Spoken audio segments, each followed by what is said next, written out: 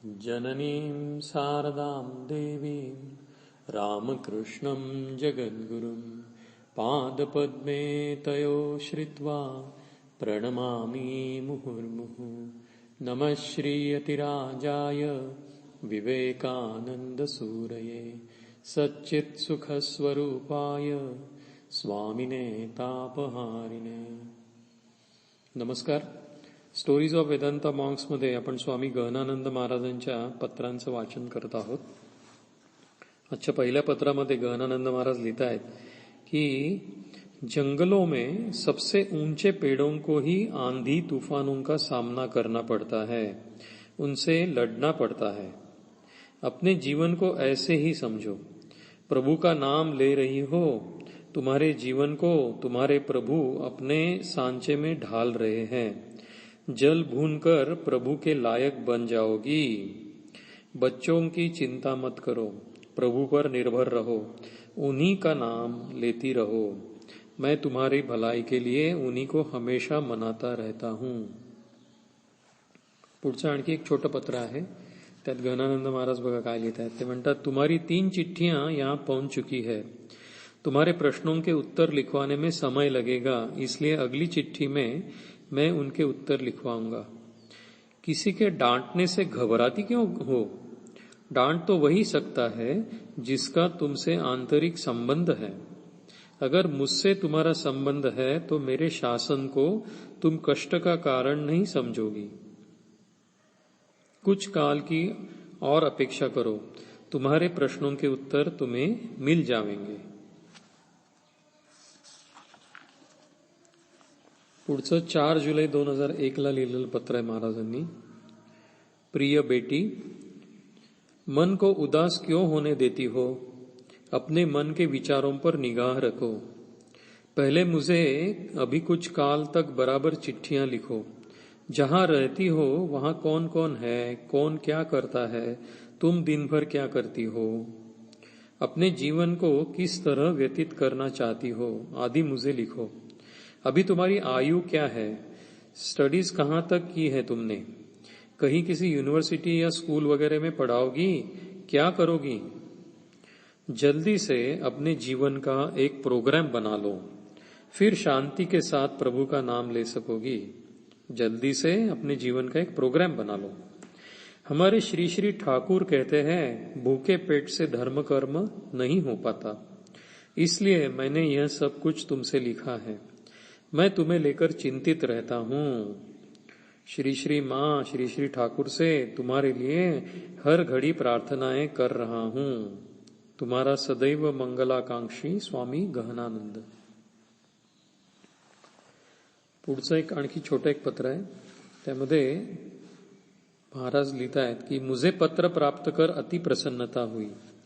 जब भी तुमको इच्छा हो और समय हो तो मुझे लिख सकते हो. तुम श्री श्री गुरु महाराज की कृपा से अभी और भी अनुभव प्राप्त करोगे. यह उनकी असीम कृपा ही है जिसने तुमको उनके पास ला दिया है. मैं तुम्हारे आध्यात्मिक उन्नयन के लिए अपने गुरु महाराज और मां शारदा देवी को मनाता रहता हूँ.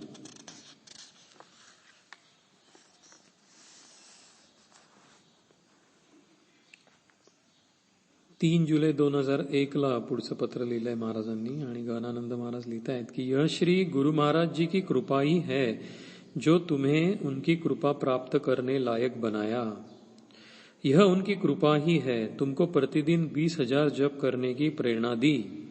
उनकी कृपा से ही तुम इतना जप अच्छी तरह कर पाओगे. कोई अपने पिता को अच्छी तरह न पुकारे तो भी पिता सुनते हैं. बोलो, सुनते हैं कि नहीं? और तुम्हें उनकी कृपा बिना याचना के ही मिल गई. तुम जैसे भी हो, चाहे अपने परिपक्व तरीके से ही हो, उनकी कृपा की प्रतीक्षा करो और पुकारते रहो. उनकी कृपा की प्रतीक्षा करो और पुकारते रहो. ऐसी कृपा तुम पा ही चुके हो, इसलिए मेरे पास और तुमको देने के लिए कुछ नहीं है. तुम उनकी कृपा से भरपूर हो चुके हो. तुम उनकी कृपा से भरपूर हो चुके हो. उन्हीं पर आश्रित रहो. इसी बीच में मैं तुम्हारे आध्यात्मिक उन्नयन के लिए प्रार्थना करता हूँ. पुढच्या 11 जुलै 2001 लिहिलेल्या पत्रात महाराज पहा काय लिहित आहेत. महाराज लिहित आहेत, हे लहानसं पत्र आहे. जब तुम अपनी आध्यात्मिक उपासना बताए गए नियमों के अनुसार प्रतिदिन समाप्त कर लेती हो, तब भी इष्ट मंत्र जप सब समय पर करने का प्रयत्न करते रहो. तुम्हें उनकी जप संख्या रखने की कोई आवश्यकता नहीं है. ऐसा जप कार्य कर रही हो अथवा कार्य से अवकाश के समय करती रहो. ऐसा जप कार्य कर रही हो अथवा कार्य से अवकाश के समय करती रहो. मैं अपने श्री गुरु महाराज से तुम्हारे आध्यात्मिक उन्नयन के लिए प्रार्थना करता रहता हूं.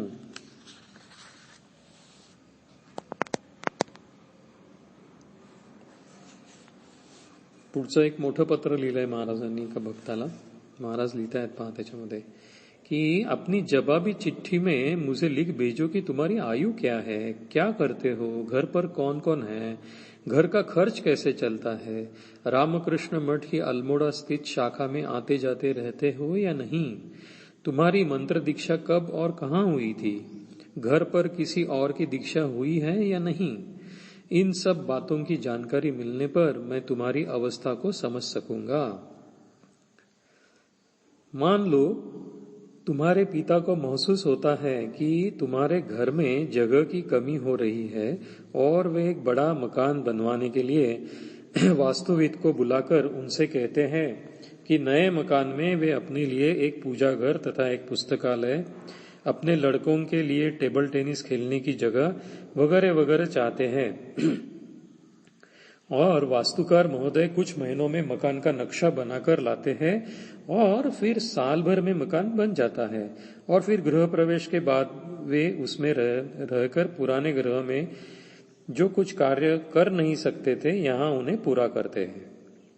ऐसे ही हम पुराने शरीर को छोड़ते समय नए शरीर का नक्शा बना लेते हैं और फिर उसमें प्रवेश करने के बाद शेष कर्म करने लगते हैं.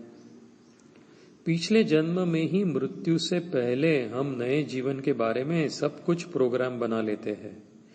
कहाँ जन्म होगा, माता पिता कौन होंगे, सब कुछ प्रयोजन के अनुसार ठीक कर लेते हैं. जैसे कोई किसी काम से यूरोप या अमेरिका जाना चाहता है तो पहले से ही उसे ठीक कर लेना पड़ता है कि वहाँ क्या करेगा, कहाँ रहेगा, उसकी वहाँ रहने की जिम्मेदारी, स्पॉन्सरशिप कौन संभालेगा, यह सब कुछ वहाँ पहुंचने से पहले ही उसे तय कर लेना पड़ता है. इसलिए तुम्हारा कथन सही है कि हमारा वर्तमान जीवन पूर्व जन्म के कर्म का ही फल है, लेकिन इस जन्म में भी कर्म करने की छूट तो हमें है ही.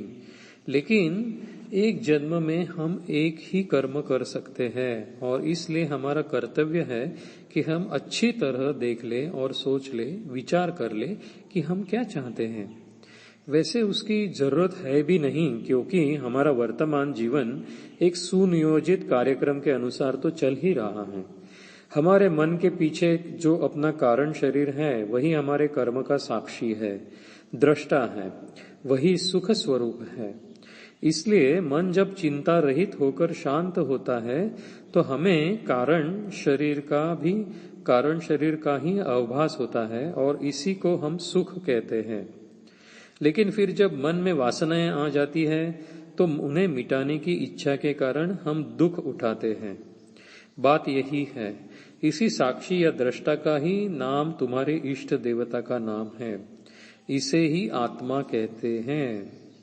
मैं तुम्हारे भलाई के लिए श्री श्री रामकृष्ण परमहंस देव से निरंतर प्रार्थनाएं करता रहता हूं. तुम्हारा सतत शुभचिंतक स्वामी गहनानंद. आज आपण इथेच थांबूया. ओम शांती शांती शांती. हरि ओम तत्सत. श्री रामकृष्णार्पणमस्तु.